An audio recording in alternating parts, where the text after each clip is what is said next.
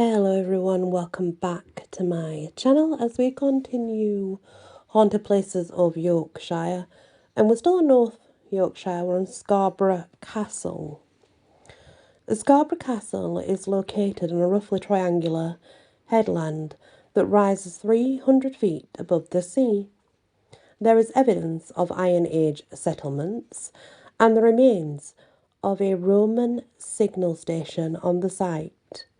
But the first medieval castle was built by William le Gros, Count of Aumale or Aumale, in the 1130s, and it was taken over by Henry II in 1154. Extensive improvements were made by him and subsequent monarchs over the next 100 years. In 1312, the castle came under a brief siege when Edward II's favourite, Piers Gaveston, it says, fleeing retribution from the barons, took refuge there. A shortage of supplies forced him to surrender within a fortnight. Despite promises of safe conduct, his journey back south was brought to an abrupt and quite dim end when he was captured and beheaded by the Earl of Warwick. Greater resistance was offered by the royalist defenders of the castle in 1645, when they were besieged by a parliamentary force. They managed to withstand a 5-month siege, despite an artillery bombardment that had caused half the keep to collapse within just 3 days.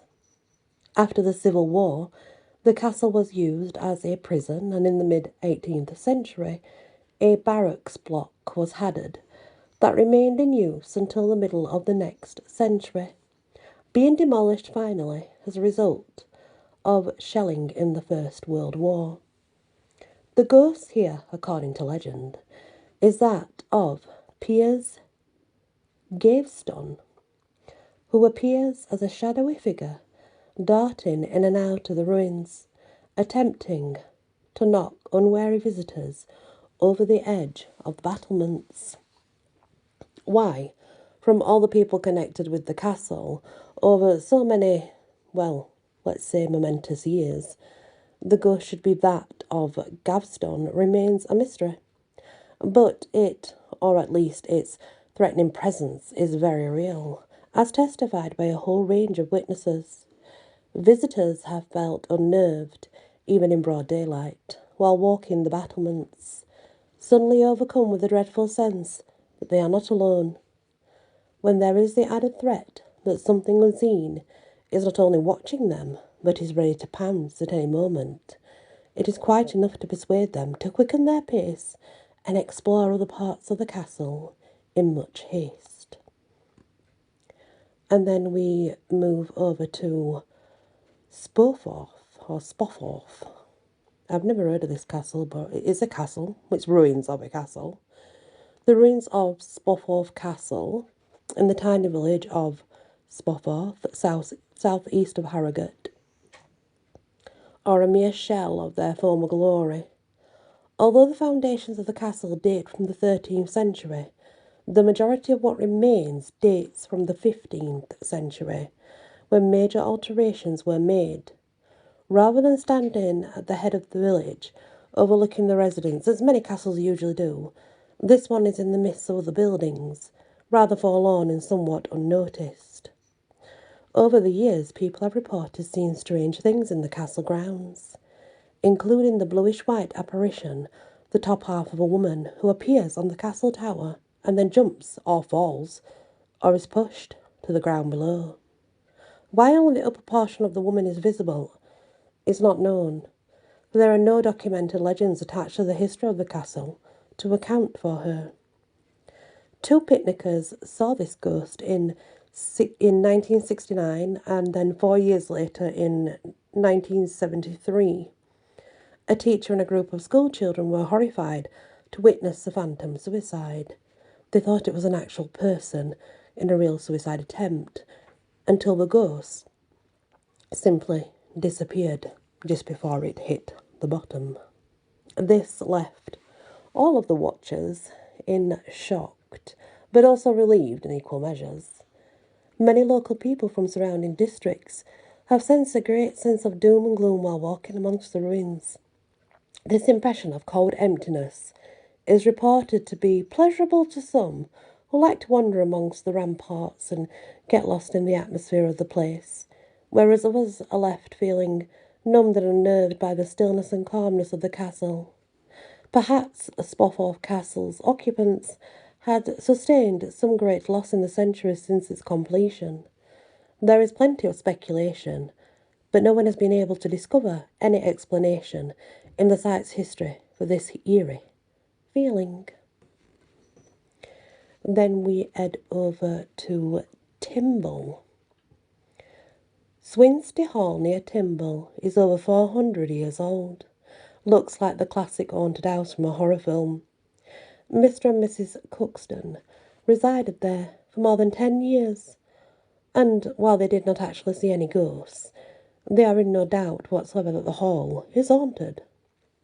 One night, Mrs. Cuxton went to bed rather early, while her husband was listening to some music downstairs. Shortly afterwards, she heard someone come into the bedroom and felt them get into bed. However, when after a few minutes she rolled over, she found the other half of the bed empty and the bedclothes undisturbed, and she could still hear the sound of music downstairs where her husband was still sitting. Other strange happenings that the couple had reported were the sounds of ghostly voices calling their first names from upstairs. When they went to investigate, they would find no one. Curiously, when they were both in the kitchen, only the person who was called could hear the voice, whereas the other heard nothing at all. When their daughter was a baby, Mrs. Cuxton often slept in the nursery alongside a crib, while her husband stayed in the master bedroom. One night she awoke to find herself almost paralysed with coldness, a feeling she could not explain. As she was just about to climb out of bed to investigate, someone put an extra blanket over her, and she settled down and went back to sleep. The next morning she awoke to find the room had returned to its original warm temperature. Downstairs she thanked her husband for laying the blanket over her, but bemused, he said that he'd not left the other bedroom all night. So they actually didn't see any ghosts at Timble, but they had definite feelings of ghostly encounters and such. And I know that where your name's called, I mean, many people have had that. I've had that, where you've heard your name call and there's nobody. There's nobody to account for it. It's happened many times to myself, so I do know there's some credit in that. Whether we do it or whether it's, I don't know, who knows. We're going to head to Whitby now. Perched prominently high on the cliff, the eastern front of Whitby's Abbey dominates the skyline. The ruins we see today date almost entirely from the 1220s, after the abbey had been refounded by the Benedictine monks from Evesham. However, St. Hilda, the respected abbess from the 7th century, allegedly appears in the window of the abbey on dark nights, bathed in a golden glow like an angel. The modern haunting here, though, like that of Scarborough Castle, just a stone throw down the coastline, well, it's more of nothing but a presence. Although some people have reported a dark figure with the noticeable outline of a woman, shaking her head and wringing her hands as if greatly upset. Witnesses have felt inclined to approach and offer comfort, asking what is so distressing to her, and have reported being surprised to find that she's dressed in all-star garments, some say from the 18th and 19th century. Although no one has seen her actually vanish, and many folk turn their head for just a split second, only to find that the lady had disappeared in an instant. They have been quite adamant that there is nowhere she could have gone, especially in that small space and that small amount of time. And that is the last one for today. Whitby has many stories, though, in all fairness, not just that one. There's absolutely loads.